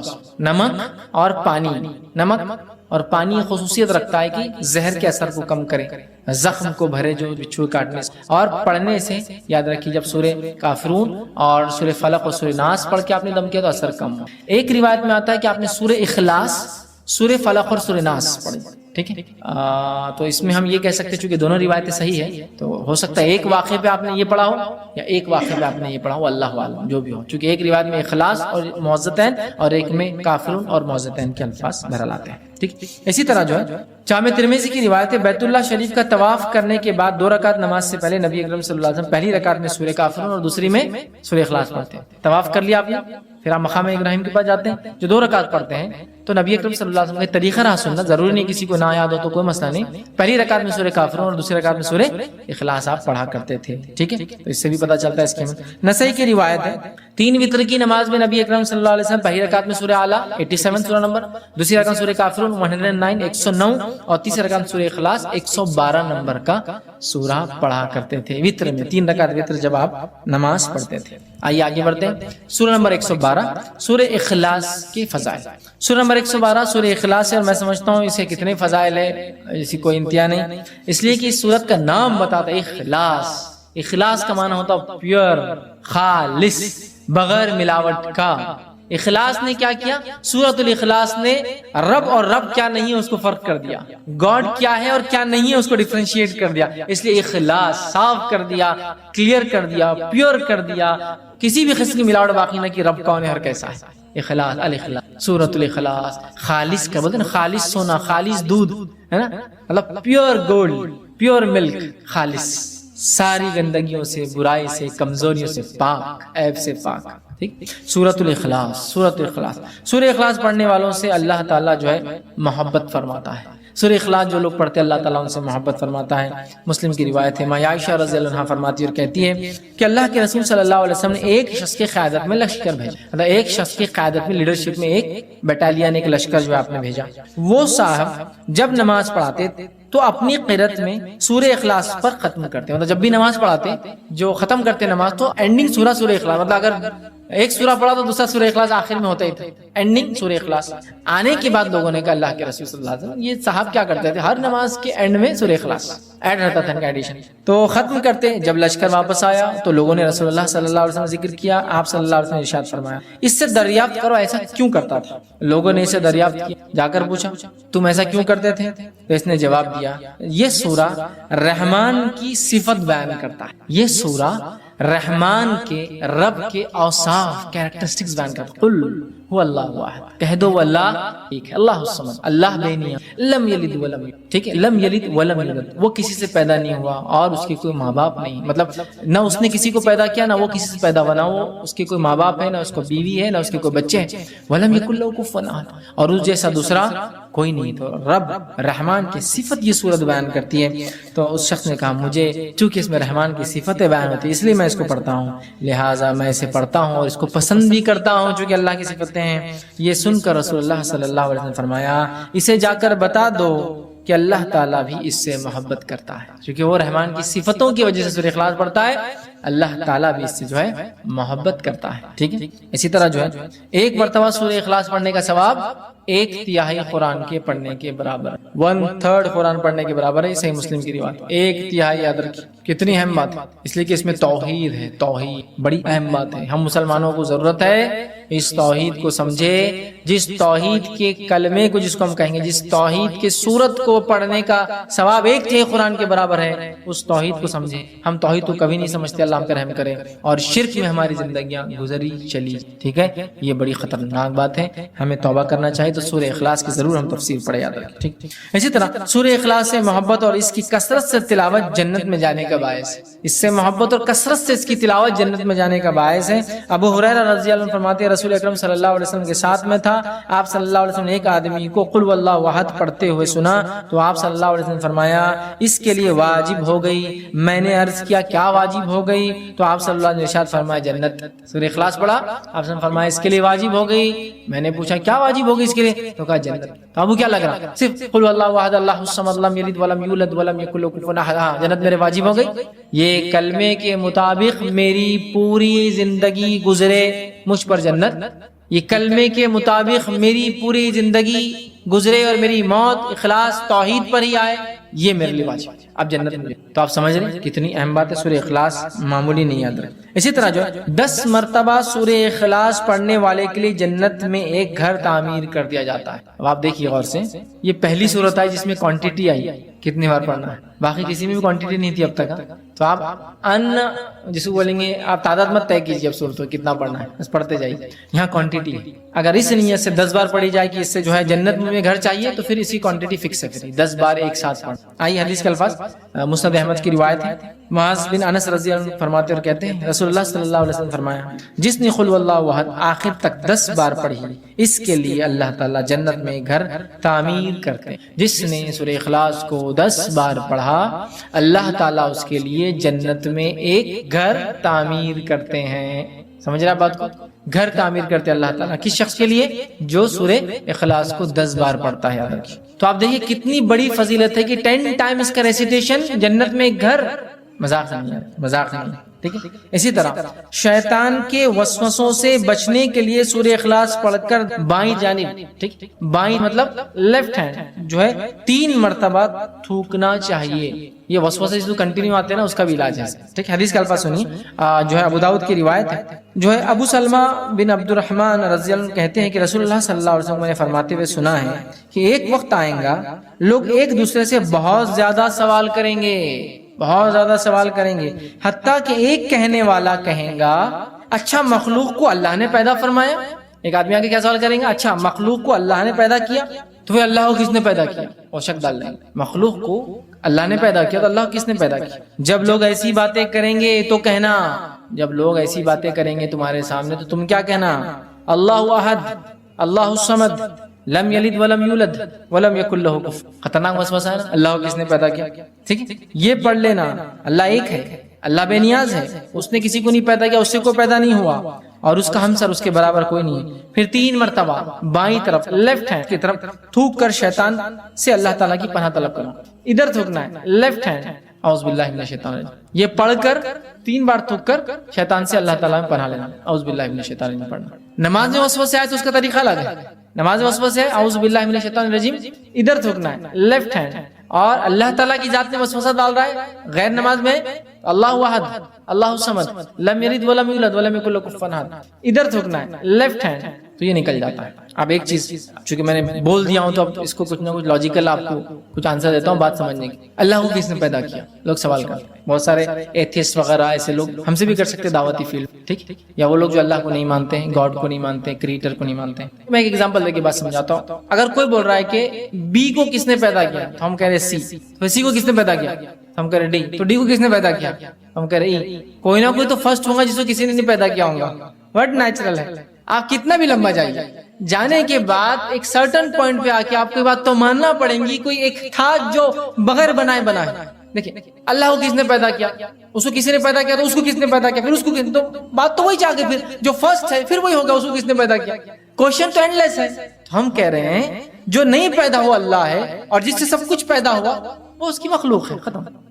کوئی بتا بی کو کس نے پیدا کیا تھا، آپ بولا نہیں سی تو ہوں گا نا کوئی، تو میں بولا سی کو کس نے پیدا کیا تھا، ڈی ہوں گا، اچھا ڈی کو کس نے کیا تھا، ای ہوں گا، تو اینڈ لیس چلتے ہی جا رہی بات۔ تو کوئی نہ کوئی ایک ہے ذات جس سے ابتدا ہونا چاہیے پورے کائنات، لیکن اس بات پہ زیادہ غور و فکر نہیں کرنا چاہیے۔ میں نے صرف لاجیکل آپ کو ریزننگ کے لیے بات کہا، فکر کرنا نہیں چاہیے، اور ایسے کبھی خیالات آئے تو اللہ میں پناہ مانگنا چاہیے شیطان مردود سے، اعوذ باللہ من الشیطان۔ اور طریقہ بھی اب ہم کو پتہ چل گیا، یا ایمان کی کمزوری کی جو دعا ہے وہ بھی آپ پڑھ سکتے کسی بھی چیز میں، رضیت باللہ ربا وبالاسلام دینا وبمحمد نبیا۔ یہ خاص طور سے ایسے سوال کو لائے تو آپ سے فرمایا اللہ احد اللہ الصمد لم یلد ولم یولد ولم یکن له کفوا احد، اعوذ باللہ، یہ اس کا طریقہ ہے، ختم۔ لاجیکلی آپ کو ایکسپلین کر دیا میں نے، ٹھیک۔ نبی اکرم صلی اللہ علیہ وسلم جب طواف کر لیتے ہیں تو 2 رکعت جو نماز پڑھتے اس کے بعد، تو اس میں پہلی رکعت میں کافرون اور دوسری رکعت میں سورہ اخلاص کی آپ صلی اللہ علیہ وسلم جو ہے تلاوت کیا کرتے تھے۔ اسی طرح آپ جب 3 وتر پڑھتے، 3 وتر کے اندر پہلی رکعت میں سورہ اعلیٰ، دوسری رکعت میں سورہ کافرون، تیسری رکعت میں سورہ اخلاص پڑھتے تھے۔ اسی طرح نماز فجر کی پہلی رکعت میں آپ قل اللہ احد اور دوسری رکعت میں قل یا ایھا الکافرون بھی پڑھا کرتے تھے۔ شارٹ نماز پڑھتے تھے، یہ لمبی پڑھے تو سورہ اعلیٰ ہے نا، اور دوسری چیز سورہ جمعہ ہے، سورہ منافقون ہے، وہ بہرحال تو آپ پڑھا کرتے۔ آئیے آگے بڑھتے ہیں، سورہ فلق کی فضیلت یاد رکھیں۔ سورہ فلق آپ دیکھیے ابتدائی سورہ اور آخری سورتوں کی بڑی فضیلت ہے۔ ابتدائی دیکھیے سورہ فاتحہ، سورہ بقرہ، سورہ آل عمران، اور آخری میں بھی سورہ کافرون، سورہ فلق، سورہ ناس ہے نا، سورہ اخلاص، بہت ان کی فضیلت ہے۔ لیکن بڑی افسوس کیا تو امت کے ساتھ کیا معلوم، جن کے فضائل ثابت ہے ان کی کچھ بھی عمل نہیں، اور جن کی ثابت نہیں اس کے ثابت کر کے عمل کرنے پہ تلے ہوئے ہیں۔ کتابیں لکھ دی گئی یہ پڑھے تو یہ ہوتا کہاں ہے، نہیں انہوں نے بولے، انہوں نے بولے، ان کے بولنے سے آپ عمل نہیں کر سکتے کوئی چیز، سمجھ رہے؟ فضائل تو ثابت ہونا ضروری ہے، ایسے فضائل ہم دل سے گڑھ دیں گے تو پھر تو پورے دین اور شریعت کو بدل دیں گے تھوڑے دن بعد، سمجھ رہے؟ تو یہ ایسا نہیں ہوتا میرے بھائی، اس کو ثابت ہونا ضروری ہے، ٹھیک۔ سورہ فلق آئیے کیا فضیلت ہے اس کی، سورہ فلق سورہ نمبر 113، ٹھیک ہے، اس کی کیا فضیلت ہے۔ سورہ فلق جو ہے بہت زیادہ جو ہے اللہ تعالیٰ کو پسندیدہ سورت ہے، ٹھیک ہے۔ اس کے تعلق سے نسائی کی روایت ہے، عقبہ بن عامر رضی اللہ عنہ فرماتے ہیں، کہتے ہیں نبی اکرم صلی اللہ علیہ وسلم کی خدمت میں حاضر ہوا تو آپ صلی اللہ علیہ وسلم اونٹنی پر سوار تھے، میں آپ صلی اللہ علیہ وسلم کے قدم مبارک کو میں نے ہاتھ رکھا، ایسا کوئی آدمی اوپر ہوتا آپ ہاتھ رکھ کے بات کرتے ہیں نا، ہاتھ رکھتے ہیں، یہ ہاتھ رکھتے ہیں مانڈی پر، جو کوئی آدمی اوپر بیٹھا ہے آپ جا کے ہاتھ رکھتے ہیں نا، تو وہ بھی نبی اکرم صلی اللہ علیہ وسلم کے پیر پہ انہوں نے ہاتھ رکھا، وہ آپ اوپر تھے نا، ہائٹ پر تھے، تو ہاتھ رکھا اور عرض کیا مجھے سورہ ہود اور سورہ یوسف جو ہے پڑھائے، یہ 2 صورتیں مجھے اللہ کے رسول آپ پڑھائیے۔ تو آپ صلی اللہ علیہ وسلم نے ارشاد فرمایا اور کہا اللہ کے نزدیک سورہ فلق سے بہتر سورہ تم کوئی نہیں پڑھ سکتے، مطلب تم سورت پڑھنا چاہ رہے ہو کوئی تو اللہ کے نزدیک سورہ فلق سے بہتر تم کوئی سورت نہیں پڑھ سکتے، قل اعوذ برب الفلق، پناہ مانگ رہے ہیں اللہ میں، ٹھیک ہے۔ تو تم اس سورت سے بڑھ کر کوئی سورت جو ہے نہیں پڑھ سکتے، مطلب تم مجھ سے چاہ رہے ہو کہ میں تمہیں یہ 2 صورتیں پڑھاؤں، اس سے بہتر ہے تم یہ سورت پڑھو، تو اللہ کے نزدیک یہ سورت بڑی فضیلت کی حامل ہے، ٹھیک ہے۔ اسی طرح معوذتین، مطلب چونکہ سورہ فلق اور سورہ ناس کی فضیلت دونوں ساتھ ساتھ ہی آتی کبھی بھی، اس لیے اب خالی سورہ فلق کی ایک فضیلت الگ سے رکھ دیا میں نے، اب دونوں کی مل کر دیکھتے کیا آتی ہے۔ 2 صورتیں لاسٹ کی جو جس کو کہیں گے جوڑی ہے صورتوں کی، یہ بہت اہم ہے، بہت اہم، اتنی اہم ہے میں کہہ رہا ہوں نا جس کی کوئی انتہا نہیں، مطلب مصیبت، پریشانی، آندھی، طوفان، آفت، بارش، زلزلے، تکلیف، بیماری، کوئی مصیبت پریشانی آئے، کوئی ٹینشن ہو، سب کے لیے ایک ہی حل اور دوا سورہ فلق اور سورہ ناس۔ اب اگر ہمارے پاس سمجھ لیجیے کوئی آیا اور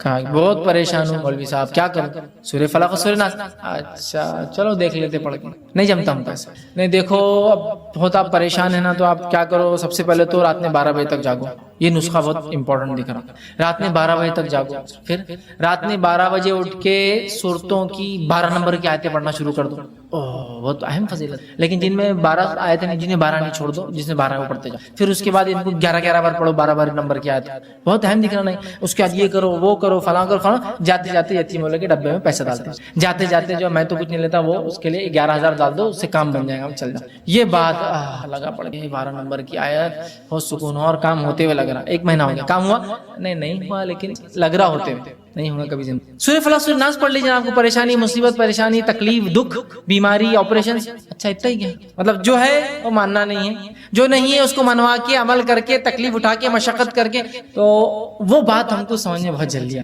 آپ کو مصیبت ہے آپ فلاں کیجیے، آپ کی یہ ہے بھائی ہے آسان ہے، لیکن پھر اثر کیوں نہیں ہوتا ہم کو، ہم جتنا بول رہے ہیں آپ سورہ فاتحہ سورہ فلق روز پڑھ رہے ہیں، وہ ایمان، وہ بلیف، وہ یقین، وہ امید، وہ اس کے معنی اور مفہوم پہ غور کرنا، اور پھر وہ لو لگا کر وہ کرنا اور یہ صورتوں کو پھر پڑھنا، پھر اللہ تعالیٰ سے مانگنا اور یہ اعتماد کر لینا کہ اس کے علاوہ کچھ نہیں، یہی ذریعہ تھا جو میں نے اپنا لیا، اثرات آپ کو نظر آئیں۔ سب کر لیے، یہ بھی کر کے دیکھ لیتے ہیں، معاملہ فنش۔ اس لیے کہ اب قرآن اور اس کی باتیں یا اللہ کے رسول کی زبان نکلی باتیں یہ ایک دیکھ لیتے نہیں، یہی ہے اثرات دیکھیں، اثرات دیکھیں۔ آئیے معوذتین، سورہ فلق سنت کو معوذتین کہتے ہیں، ٹھیک۔ اللہ تعالیٰ کی پناہ طلب کرنے کے لیے معوذتین سے بہتر کوئی سورہ نہیں ہے۔ معوذتین آفات آسمانی، آسمانی آفتیں کیا کیا ہو سکتی ہے؟ جو بھی آسمان سے آتی ہے، آفت آسمانی، مثلا طوفان، زلزلہ، سیلاب،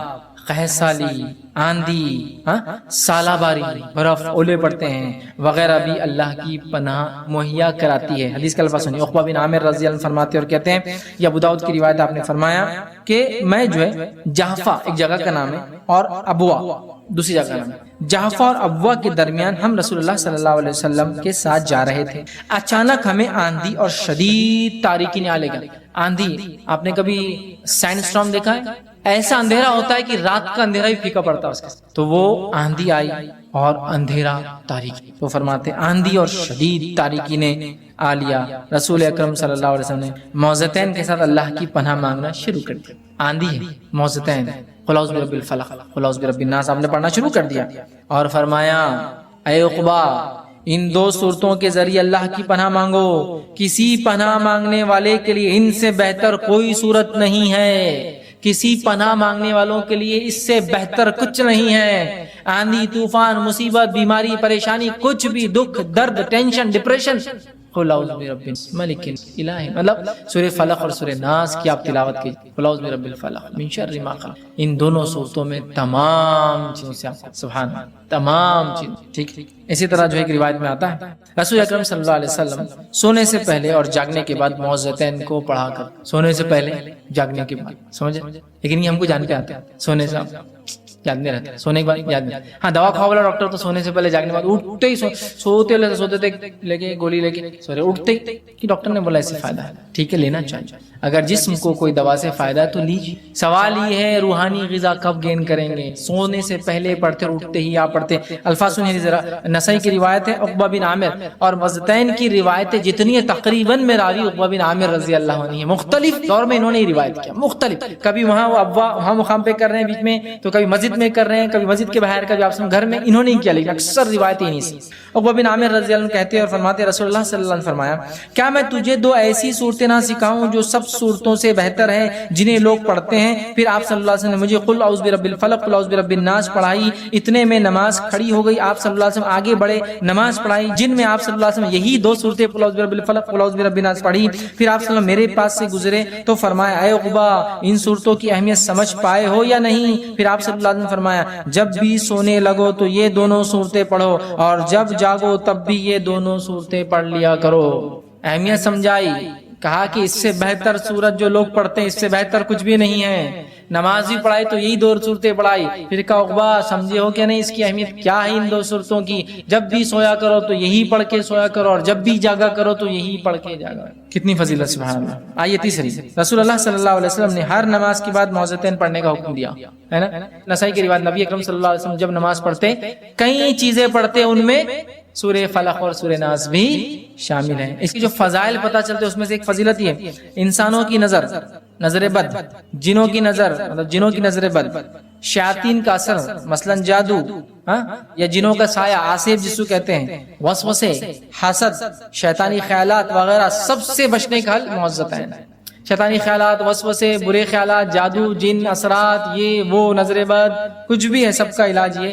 ابو سعید رضی اللہ عنہ کہتے ہیں رسول اللہ صلی اللہ علیہ وسلم جنات اور انسان کی نظر بد سے بچنے کے لیے اللہ تعالیٰ کی پناہ طلب کرنے کے لیے مختلف دعائیں پڑھا کرتے تھے، لیکن جب معوذتین سورہ فلق اور سورہ نازل ہوئی آپ صلی اللہ علیہ وسلم باقی دعائیں چھوڑ دی اور آپ صرف یہ دو پڑھتے تھے۔ ایک روایت میں تھا آپ صلی اللہ علیہ وسلم اپنے نواسوں پہ نظر بد سے بچنے کے لیے دعائیں پڑھتے تھے مختلف۔ سورہ فلق اور سورہ ناس نازل ہونے کے بعد آپ نے وہ دعائیں چھوڑ کر یہ پڑھنا شروع کر دی، دم کرنے۔ بچوں کو چھوٹے نظر بد لگتی نا، دم کرتے، ہم پتہ نہیں کیا جھاڑو اور کیا انڈے اور کیا نمک، کیا مرچی، بھلاوے، لیمو اس سے اتارتے، آپ صلی اللہ علیہ وسلم فلق اور ناس پڑھا، تھوک تھوکی لگا دی، دم کیا، اس میں تھوک اڑتا ہے، ختم۔ اب بہت سارے لوگ ارے تھوک ایسا بولتے ہیں نا، آپ کو پتا ہے بہت ساری دوائیں کیسی بنتی ہے، کن چیزوں سے بنتی ہے، جو دکھتا نہیں وہ ہم سب کھانے کو تیار ہے، جو دکھتا ہے اس کے بارے میں ہم کو بہت برا لگتا ہے۔ اور کیا لعاب، تھوک گندی چیز ہے، لعاب ناپاک نہیں ہوتا، تو پھر نماز میں نکل جائے تو ہماری نماز وضو ٹوٹ جانا چاہیے تھا، ناپاک چیز تھوڑی ہے نا۔ ہوتا ہے نا بہت سارے لوگ تھوک اڑ گیا تو ایسا لڑتے کہ ایسا اس کی عزت چلے گی زندگی بھر کے لیے، کوئی ایسڈ اڑا دیا اس نے سلفیورک ہے نا کہ اس کا آنکھ جل گیا جسم ہو، اتنا غصہ کر اڑ گیا یار، سوری چلو معاف کر دو یار ایک دوسرے کو، سامنے والا ہی معافی مانگ لے، پوچھ بھی دے گا ضرورت پڑے تو نہیں بھائی صاحب غلطی ہوئی، بٹ وہ ناپاک نہیں جس سے آپ کا جسم ناپاک ہو گیا، یا آپ کا غسل لینے کی ضرورت ہے، یا آپ کو جا کے وضو، یہ اتنا کوئی سیریس کیس نہیں، ہو جاتا ہے، سمجھ رہے بات کو؟ ہوتا ہے نا کوئی آدمی نے پانی پی لیا تو میں اس کا منہ کا نہیں پیتا، منہ سے کیا تھوکی ہے نا، ناپاک چیز نہیں، سمجھنے کی ضرورت ہے۔ بہرحال تو تھوک کی دم کرتے یاد رکھیے، ٹھیک؟ تو نظر سے بچنے کے لیے پہلے بہت ساری پڑھتے، لیکن جب یہ دو صورتیں نازل ہو گئی تو آپ نے وہ دعائیں چھوڑ دی۔ اسی طرح رسول اللہ صلی اللہ علیہ وسلم جادو کیا گیا تو جبرائیل علیہ السلام نے آپ کو موعظتین پڑھنے کی ہدایت دی، جسے پڑھنے کے بعد رسول اکرم صلی اللہ علیہ وسلم مکمل اثر اور شفا ہوئی۔ اسی طرح موعظتین جادو کے اثر زائل کرنے کے لیے سب سے بہترین اور سب سے مؤثر دعا ہے جو ہم لوگ کر سکتے ہیں۔ اسی طرح مرض الموت میں موعظتین پڑھ کر دم کرنے سے جھانکنے کی تکلیف بھی کم ہوتی ہے۔ اسی طرح بخار کی تیزی ہونے پر بھی یہ پڑھ کر دم کیا جا سکتا ہے۔ اسی طرح بچھو کے کاٹنے پہ یا زہریلی چیز کے کاٹنے پر بھی اس کو پڑھ کر دم کیا جا سکتا ہے۔ آندھی طوفان بارش کے لیے بھی اس کو پڑھا، ذہنی ٹینشن پریشانی کے لیے بھی پڑھا جا سکتا ہے۔ حضرت عائشہ رضی اللہ عنہا فرماتی اور کہتی ہیں، اور یہ روایت بخاری کی ہے، وہ کہتی ہے نبی اکرم صلی اللہ علیہ وسلم جب بیمار ہوتے تو معوذتین پڑھ کر اوپر پھونکتے اپنے، ٹھیک۔ مرض الموت میں آپ صلی اللہ علیہ وسلم کی بیماری شدت اختیار کر گئی، مطلب وہ مرض جس میں آپ کا انتقال ہو گیا، شدت اختیار کی، تو میں معوذتین مطلب آپ نہیں پڑھ پائے تو مجھ سے کہا تو میں معوذتین پڑھ کر آپ صلی اللہ علیہ وسلم پر پھونکتی اور برکت کی خاطر آپ کا دست مبارک آپ کے جسم اطہر پر پھیرتی، آپ ہی کا ہاتھ لے کر آپ کے جسم پہ میں پھیر خود کہا۔ نبی اکرم صلی اللہ علیہ وسلم آپ رات میں سورہ فلق اور سورہ ناس پڑھ کر دم کرتے۔ ایک روایت کے اندر جو صحیح مسلم کے اضافی لفظ یہ ہے، لا عدوہ، مرض کی کوئی حقیقت نہیں، مطلب چھوت چھات کی کوئی حقیقت نہیں، ولا سفر، اور سفر کی کوئی حقیقت نہیں، ولا غول، اور بھوت پریت جیسی کوئی چیز نہیں ہوتی، بھوت پریت نہیں ہوتے۔ تو پھر کیا ہوتا ہے؟ یہ شیطان ہوتے ہیں جو انسانوں کو تکلیف دینے زندہ یا مردوں کی شکل میں آتے ہیں، یا مختلف قسم کی گندی گندی شکلوں میں آتے ہیں تاکہ انسان ڈر جائے اور بھوت پریت والا عقیدہ۔ تو بھوت پریت کچھ نہیں، دنیا میں کیا کیا ہے؟ انسان ہے جو سب سے بڑا شیطان خود ہی ہے، اس سے بڑا شر کرنے والا کوئی نہیں ہے، تو کیا بھوت اور کیا پریت، ٹھیک ہے۔ دوسرا جن ہے جو انسانوں کو تنگ کرتے دکھتے نہیں، اور تیسرے فرشتے، اس کے علاوہ کچھ بھی نہیں ہے، اور بھوت پریت جیسی کوئی چیز نہیں ہے، ٹھیک ہے۔ جیسے ہم بس پریوں کا اور پتہ نہیں کیا کیا عقیدہ ہوتا ہے، کوئی پری اور کوئی بھوت پریت نہیں ہوتا، ٹھیک ہے۔ تو کہا ولا غول، بھوت پریت کوئی چیز نہیں ہے۔ اسی طرح ایک اور روایت میں جو سنن ابو داؤد کی، اس میں آپ نے فرمایا کہا لا عدوہ، بیماری خود سے متعدی نہیں ہوتی، ولا حامہ، اور پھر آگے فرمایا الو کا نکلنا کوئی بری بات نہیں ہوتا، الو کا گھر پہ بیٹھنا یا چلانا کوئی بری بات نہیں، ولا پھر آگے فرمایا ولا نوآ، اور پھر فرمایا کہ ستارے کی کوئی تاثیر نہیں ہوتی، پھر آگے فرمایا ولا سفر، اور سفر کی کوئی حقیقت نہیں۔ تو دیکھیے ایک روایت میں 4 الفاظ آئے، بعد کی روایت میں غول کا لفظ زیادہ آیا، اور اس کی بعد کی روایت میں نوآ، ستارے کا اضافی الفاظ آیا، گویا 6 چیزوں کی آپ نے فرمایا کوئی حقیقت نہیں، ایک کے بعد ایک 6 ہو گئے۔ بیماری خود سے متعدی نہیں ہوتی ہے، ٹھیک ہے۔ اسی طرح پھر آگے فرمایا کہ فال بدفالی کی کوئی حقیقت نہیں ہوتی، الو کی کوئی حقیقت نہیں ہوتی، سفر کی کوئی حقیقت نہیں ہوتی، سفر منحوس نہیں ہوتا ہے، پھر فرمایا ستارے کی کوئی اپنی ذاتی تاثیر نہیں ہوتی ہے، اور پھر ایک چیز جو فرمایا کہ بھوت پریت کی کوئی حقیقت نہیں ہے۔ 6 چیزیں آپ نے فرمایا ان کی کوئی حقیقت نہیں، جس کو عرب حقیقت سمجھتے تھے۔ اب نبی اکرم صلی اللہ علیہ وسلم کے جو سچوں میں سب سے سچے ہیں، ان کے الفاظ آنے کے بعد بھی افسوس کی بات کی ان کی امت جو ان کا دامن پکڑ کے جنت میں جانے کا دعویٰ کرتی ہے، اس مہینے کو، سفر کو مکمل منحوس اللہ تعالیٰ کو ایک طرح سے اذیت دیتی ہے، اس لیے کہ وقت اور زمانے کو اور ایک مہینے کو برا کہہ کر، اسی طرح توہام اور وہم کر کے بدشگونی بدفعلی لے کے شرک اور کفر کرتی ہے، اور پھر اپنے آپ کو جو ہے سب سے اعلیٰ مسلمان ہم سمجھتے ہیں۔ ہمیں یاد رکھیے اس چیز میں بہت احتیاط کرنا چاہیے۔ آپ نے فرمایا ستارے کی کوئی حقیقت نہیں ہوتی، صحیح مسلم کی روایت ہے، صحیح بخاری میں بھی روایت آتی ہے، اور حدیث کے الفاظ ہیں صلح حدیبیہ کے وقت جو ہے واقعہ یہ ہوا کہ رات بارش ہوئی، فجر میں جب صحابہ اٹھے تو نبی اکرم صلی اللہ علیہ وسلم فرمایا تمہارے رب نے تم سے کچھ کہا ہے، تم سے فرماتا ہے۔ صحابہ نے کہا کیا فرماتا ہے؟ تو کہا تمہارا رب تم سے فرماتا اور کہتا ہے کل رات کچھ لوگوں نے جو ہے کفر پہ گزاری اور کچھ لوگوں نے ایمان پہ گزاری۔ تو صحابہ نے کہا وہ کیسے؟ تو کہا جن لوگوں نے یہ کہا کہ کل رات بارش ہوئی اور اس رات بارش ہوئی، جس نے کہا کہ جو آج رات بارش ہوئی تھی یہ اللہ نے دی تھی تو وہ اللہ پر ایمان لایا، ستارے کے ساتھ کفر کیا، اور جس نے یہ کہا کہ بارش ستاروں کے فلاں بروج میں داخل ہونے سے، سٹارز کے فلاں کنسٹیلیشن میں جانے سے ہوئی، تو اس نے کیا کیا؟ اس نے ستارے پر ایمان لایا اور اللہ کے ساتھ کفر کیا۔ کل رات کچھ لوگوں نے ایمان پہ گزاری اور کچھ لوگوں نے کفر پہ گزاری۔ ایمان پر کس نے گزاری؟ اس نے کہا کہ بارش اللہ نے دی، اور جس نے کہا نہیں آج وہ ستارہ وہاں گیا نا، نقشہ یہ بول رہے ہیں نا، تو پھر اس نے کیا کیا؟ وہ ایمان لایا ستارے پر اور کفر کیا اپنے رب کے ساتھ۔ سمجھ رہے ہیں بات؟ آج اللہ رحم کرے، ہماری شادیاں کیا بغیر اقرب اور خمر دیکھے طے ہو رہی ہے؟ نہیں ہو رہی ہے۔ ستارہ آ گیا، پھر ستارے پر ایمان لائے، رب کے ساتھ کفر کیا۔ دیکھیے آپ کی ہماری شادیاں نہیں ہوتی، ہماری تجارت ہے نہیں، دن دیکھ لو ہمارے اقرب نے تو اس کے حساب سے دکان کھولو، بہت برا ہوتا، ابھی تم بول رہے لیکن بعد میں بہت برا ہوتا، اس کے حساب سے طے ہو رہا ہے۔ ہم شرک کر رہے ہیں، کفر کر رہے ہیں، اس لیے میں نے شروع میں کہا یہ توہام، یہ بدشگونیاں، بدفالیاں کفر اور شرک تک کی امت کو لے جا رہی ہے، اور ہم اس کو سمجھ بھی نہیں رہے۔ یاد رکھیے اسی طرح نبی اکرم صلی اللہ علیہ وسلم فرماتے ہیں، صحیح بخاری کی روایت ہے، آپ نے فرمایا، یاد رکھیے، اور حدیث کے الفاظ اس طرح سے، کوئی مرض متعدی نہیں اور نہ بدفالی کی کوئی چیز ہے، اور نیک فال یعنی اچھا کلمہ مجھے پسند ہے۔ نیک فال، پازیٹیو تھنکنگ کو اللہ کے رسول صلی اللہ علیہ وسلم نے پسند کیا۔ نیک فال، اچھا فال کس کو کہتے ہیں معلوم آپ کو؟ اچھا فال کا معنی یہ، جیسا کہ خود صحیح بخاری کی روایت ہے، سہیل جو کہ ابھی مسلمان نہیں ہوئے تھے اور مشرکین کی طرف سے صلح حدیبیہ میں مشرکین کی طرف سے بات چیت کرنے آئے، تو جب یہ اندر داخل ہوئے تو نبی اکرم صلی اللہ علیہ وسلم نے فرمایا سہیل آ گئے ہے تو کام سہل ہو جائے گا۔ سہل عربی میں کہتے ہیں آسان کو، سہیل آ گئے تو اب آسانی ہو جائیں گے، اس کو کہتے ہیں اچھا فال، اچھا شگن لینا۔ جیسے کہ کوئی کہے ارے ماشاءاللہ آپ آ گئے نا، انشاءاللہ اب کام اچھا ہو جائے گا، اس کا معنی نہیں کہ آپ کی تاثیر سے کام اچھا ہو جائے گا، معنی یہ کہ پازیٹیو ایک مزاج بنانا ہے آپ کو، لوگوں کا ایک پازیٹیو ایٹیٹیوڈ کریٹ کرنا ہے کہ اب یہ آدمی آ گیا نا انشاءاللہ کچھ نہ کچھ اچھا کریں گے۔ ارے ماشاءاللہ آپ بیچ میں ہیں کیا، پھر مجھے فکر نہیں اس چیز کی، اس لیے کہ آپ کچھ نہ کچھ اچھا ہی ہوگا۔ سمجھ رہے آپ بات؟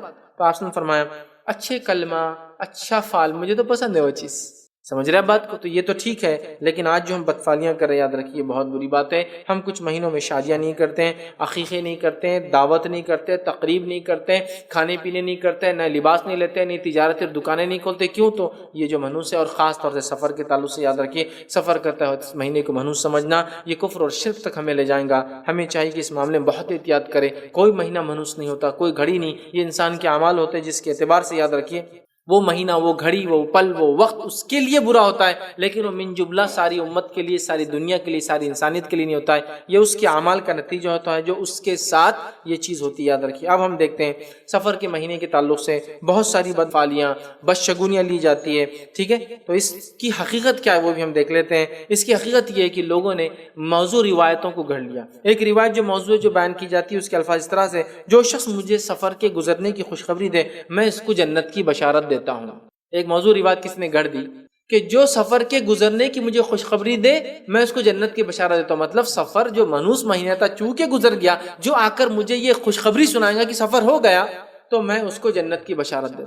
بس اب چونکہ حدیث کے الفاظ ہے جبکہ موضوع ہے، من گھڑت ہے، بے بنیاد بے اصل روایت ہے، حدیث میں آتا ہے کہ بس سفر گزر گیا تو آپ نے فرما رہے کیا کہ مجھے کیا کرو، خبر دو تو میں تمہیں جنت کی بشارت دوں گا۔ تو یاد رکھیں ایسی روایتوں سے ہوتا ہے، آج یہی ہو رہا ہے نا۔ ابھی دیکھیے ربیع الاول کا مہینہ آئے گا تو ایک میسج ابھی سے آئے گا، جو ربیع الاول کی مبارکباد پہلے سے دے اللہ کی طرف اس پہ جنت واجب ہو جاتی ہے۔ دیکھو بھائی میں تم کو ایک مہینہ پہلے اس کی مبارکباد دے رہا ہوں، سفر میں دیتا ہوں ربیع الاول کی، یہ بھی من گھڑت بے بنیاد، سمجھ رہے آپ؟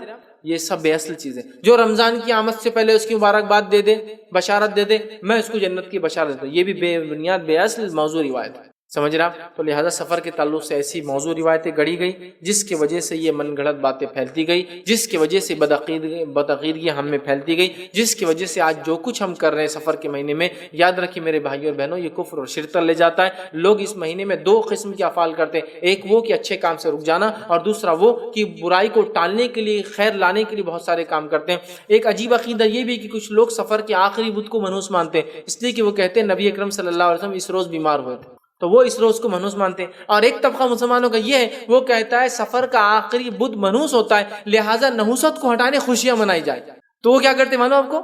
سفر کے آخری بدھ میں پٹاخے پھوڑتے ہیں تاکہ بلائیں دور ہٹ جائے، مصیبتیں دور ہٹ جائے۔ اسی طرح سفر کے آخری بدھ کے اندر گھومتے اور پھرتے ہیں، کیوں؟ تو وہ کہتے ہیں سفر کا آخری بدھ چونکہ منحوس ہے، گھومتے پھرتے رہیں گے تو انشاءاللہ سال بھر گھومتے پھرتے رہیں گے، مطلب سال بھر اچھا جائیں گا۔ تو تجارتوں کو بہت سے علاقوں میں چھٹی دی جاتی ہے، لوگ چھٹیاں مناتے ہیں اس روز، کیوں؟ تو ایک بولتا ہے منحوس ہے اور دوسرا بولتا ہے نحوست کو ہٹانے خوشیاں منائی جا رہی. آپ سمجھ رہے بات کو؟ تو گویا عجیب اور غریب فلسفے سفر کے تعلق سے، اتنے عجیب و غریب فلسفے کہ آپ تعجب کریں گے کہ یہ لوگ مسلمان ہیں. کیا مسلمان ایسے عقیدے بھی رکھ سکتا ہے؟ تو میں کہوں ہاں بھائی، ہم مسلمان ہی ہیں اور ایسے عقیدوں کے ہم حامل ہو گئے. کیوں؟ اس لیے کہ کتاب و سنت کا پاک اور شفاف عقیدہ ہم نے چھوڑ دیا، کتاب و سنت کی پاک اور شفاف تعلیمات کو ہم نے چھوڑ دیا، کتاب و سنت کے زبردست ایسا عقیدہ جو انسان کو صرف آخرت کی دنیا میں بلند کرتا ہے، معلوم ہے، دنیا میں اونچا کرتا ہے، ایسا عقیدہ. دیکھیے، ایک زمانہ تھا لوگ کہتے تھے کہ چاند کسی معبود کے سر پر ہے، وہ اس کے سر کا تاج ہے. آج ہم جانتے ہیں نیل آرمسٹرانگ اور اس کے بعد کئی لوگ جا کے اس پہ آ گئے. اب آپ کیا بولیں گے؟ ایک زمانہ تھا لوگ کہتے تھے سورج اور چاند یہ معبود ہے، آج بھی کہتے ہیں، تو کوئی معبود کے سر پر اس کے اوپر جا کے رہ سکتا ہے کہ بتائیے؟ ایک زمانہ تھا لوگ جتنے ستاروں اور سیاروں کو دیکھتے تھے ان کے نام دے رکھے تھے، یہ ہے، یہ ہے، یہ ہے، یہ خیر شر لانے والا، ٹھیک ہے. آج جدید سائنس نے millions and billions and trillions of stars کو ایجاد کر لیا. اب تو نام دیتے تھے زندگیاں چلی جائیں گی، اور کون کیا تاثیر رکھتا ہے وہ بھی دیتے زندگی چلی جائیں گی. سورج بڑا ہے، یہ تاثیر رکھتا ہے، وہ جو ہے گرو یہ تاثیر رکھتا ہے، اور جو ہے جو ستارے اور سیاروں کے نام ہے مارس، جوپیٹر اور سیٹرن، یہ سب سارے ان سے ان کے عقید ہے تو یہ دکھتے ہیں. لیکن آج جدید سائنس کری ان سے بھی کئی لاکھوں درجے بڑے ستارے سیارے، ان کا اثر تو زیادہ ہوتا ہوگا نا ان کے مقابلے میں. آج تو مشرکین کی جدید سائنس نے کمر توڑ کے رکھ دی، یاد رکھی. اور ہمارا مسلمان بھائی کہاں جا رہا ہے؟ اسی کی طرف. کسی ایک آدمی کو سائنس کے اس دور میں یہ کہا جائے کہ چھینک آنے سے کام نہیں ہوتا ہے، ہنسیں گے اور بولیں گے چھینک کیوں آتی ہے، سائنٹیفکلی ہم کو پتا ہے. تو اسلامی عقیدہ نہ صرف آپ کو سربلند کرے گا، کامیابی دیں گا آخرت میں، یہ عقیدہ دنیا بھی آپ کی سکسیسفل کریں گا. دنیا میں بھی ہم اونچے کہلا جائیں گے کہ کیا قوم ہے یار، ان کے پاس تو تمام وہاں ہے ہی نہیں، ہر چیز کو خیر سمجھتے ہیں، ہر چیز کو خیر کا باعث سمجھتے ہیں، ماشاءاللہ کیا لوگ. ہاں، ان کے دین نے جس چیز کو حرام قرار دیا اس کو تو بالکل نہیں کرتے، اس کو نحوست کا باعث ہم بالکل سمجھتے ہیں کہ بدعمالیاں، بدفعلیاں، گناہ کے کام کرنے سے انسان پہ نحوست آتی ہے، انسان پہ جو مصیبتیں آتی ہیں. لیکن ایسا جو من جملہ پوروں کے لیے نہیں ہوتی، وہ چیز اس قوم اور اس فرد کے لیے ہوتی.